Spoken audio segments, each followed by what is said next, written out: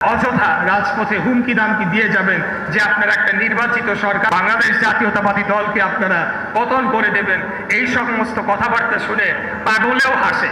আপনাদের কয়টা লোক আছে রে ভাই, আপনারা বলেন?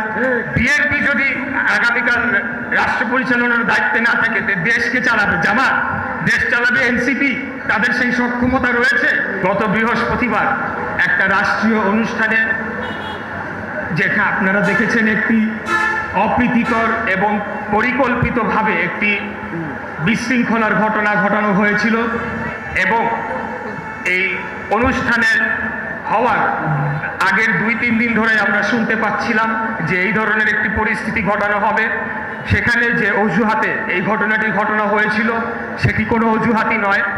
এখানে হয় ডকুমেন্টারি, না হয় বসা নিয়ে, না হয় বক্তব্য প্রদান নিয়ে, না হয় অন্য যে কোনো অজুহাতে আমাদের কিছু সংখ্যক যারা জুলাই যোদ্ধা পরিচয়ে একটি রাজনৈতিক দল গঠন করেছেন এবং সেখানে আমাদের একজন মাননীয় সংসদ সদস্য তিনি উপস্থিত ছিলেন, তার কয়েকজন অনুসারীরা পুরা বিশ্বে যারা কূটনীতিবিদ যারা বাংলাদেশে কর্মরত রয়েছেন তাদের সামনে এই ধরনের একটি অপ্রীতিকর এবং বিশৃঙ্খলা পরিস্থিতি সৃষ্টি করার মাধ্যমে সারা বিশ্বের সামনে বাংলাদেশের সম্মানকে হানি করেছে, আমাদেরকে লজ্জিত করেছে।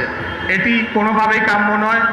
যদি কোনো ধরনের বক্তব্য কারো থেকে থাকে সেটিকে যোগাযোগ করার অনেক ধরনের পদ্ধতি ছিল এবং তাৎক্ষণিকভাবে আমাদের মুক্তিযুদ্ধ বিষয় মন্ত্রণালয়ের দায়িত্বপ্রাপ্ত মন্ত্রী তিনি ক্ষমা চেয়েছেন যাতে করে আমাদের বিদেশি অতিথিদের সামনে আমাদেরকে লজ্জায় মাথা হেঁট না হতে হয়, কিন্তু তারা কোনো ধরনের সেটিকে আমলে নিচ্ছিল না।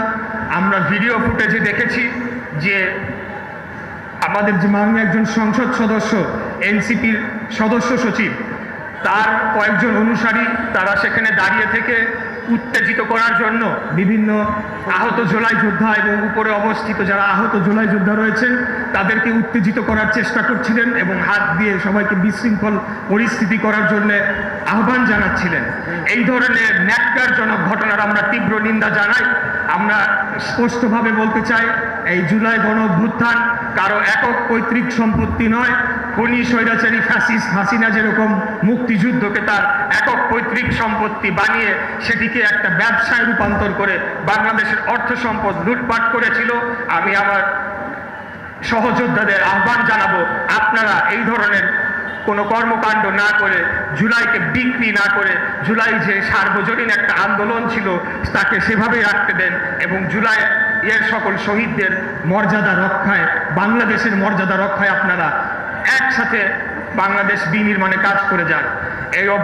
এই স্বৈরাচার বিরোধী ফ্যাসিবাদী বিরোধী আন্দোলনে সকলে আমরা যারা কাঁধে কাঁধ মিলিয়ে আন্দোলন সংগ্রাম করেছিলাম, আজকে যখন জুলাই শহীদদের পরিবারের বক্তব্য শুনি অনেক সময় হতাশা নেমে আসে।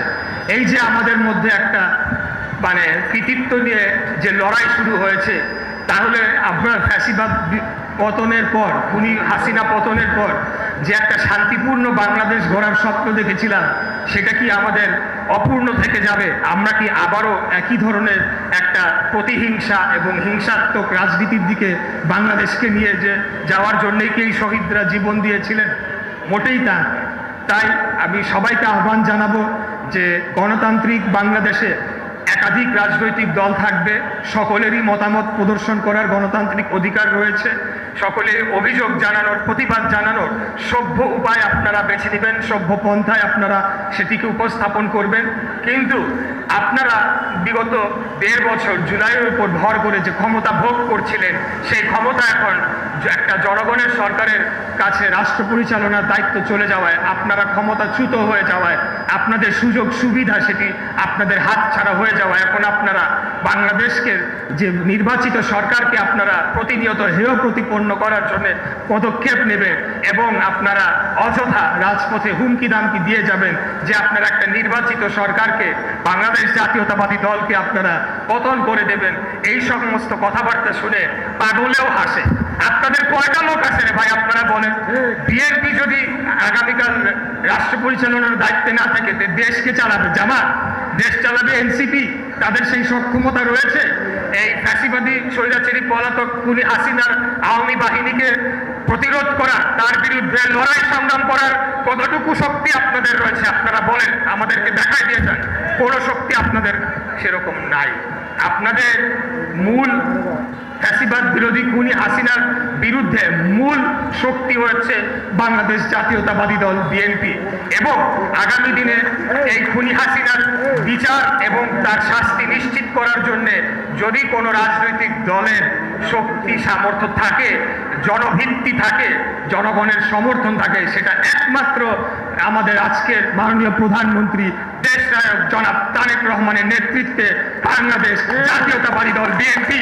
এটা নতুন করে আমাদের প্রমাণ দেওয়ার কিছু নাই। তাই আমি বলবো যে ছোট দল বড় দল কাউকে আমরা অবহেলিত করতে চাই না। এই আন্দোলনে কি ভিপি নুরুল হক নূরের গণ অধিকার পরিষদের অবদান ছিল না? তাদেরও তো শহীদ হয়েছে। এখানে জোনায়েদ সাকির গণসংহতি আন্দোলনের অবদান ছিল না? এখানে এনডিএম ন্যাশনাল ডেমোক্রেটিক পার্টি সহ মাহমুদুর রহমান মান্না ওনার দল সহ বিপ্লবী ওয়ার্কার্স পার্টি সাইফুল হকের নেতৃত্বে সবাই তো মাঠে ছিল। কিন্তু একক কৃতিত্ব দাবিদার করে এবং এই জামাত যারা 1971 সালে বাংলাদেশের বিরোধিতা করেছিল, বাংলাদেশের মুক্তিযুদ্ধের বিপক্ষে ছিল, আমাদের মা বোনদেরকে ধর্ষণ করেছে, মুক্তিযোদ্ধাদের হত্যা করেছে, তারা এখন এদের সাথে মিলে 71-এর স্মৃতিকে মুছে ফেলে নতুন ইতিহাস লেখার চেষ্টা করছেন। সেটা ইতিহাস বিকৃত না? তা আমি আজকে নাহিদ ইসলাম তিনি আহ্বান জানিয়েছেন, সেই আহ্বানকে আমি স্বাগত জানাই। তিনি বলেছেন ইতিহাস যেন আমরা বিকৃত না করি। আমিও নাহিদ ইসলামকে আহ্বান জানাবো, আপনি সঠিক কথাই বলেছেন, ইতিহাস যেন আমরা বিকৃত না করি। 1971-এর ইতিহাস যেন আমরা বিকৃত না করি। 24-এর গণ অভ্যুত্থানের ইতিহাস যেন আমরা বিকৃত না করি। সেই গণ অভ্যুত্থান কারো একক দাবিদার হতে পারে না, কোনো একক দলের কৃতিত্ব ছিল না, তখন এনসিপি নামক কোনো রাজনৈতিক দলের অস্তিত্বই ছিল না। এই আন্দোলনের প্রেক্ষাপট ইতিমধ্যেই বর্ণনা হয়ে গেছে, আমি নতুন করে সেটা উত্থাপন করতে চাই না। তাই সর্বশেষে আমি শান্তির আহ্বান জানাবো, আমি ঐক্যের ডাক দিব, যাতে আমরা বাংলাদেশে ভবিষ্যতে আর কোনো ধরনের ফ্যাসিবাদ এবং স্বৈরাচার ঘেরে বসতে না পারে এবং জনগণের ঘাড়ে চেপে বসে বাংলাদেশের অর্থ সম্পদ লুটপাট না করতে পারে, মানুষকে নির্বিচারে হত্যা না করতে পারে, সেই ধরনের একটা রাষ্ট্র গড়ে তুলতে চাই।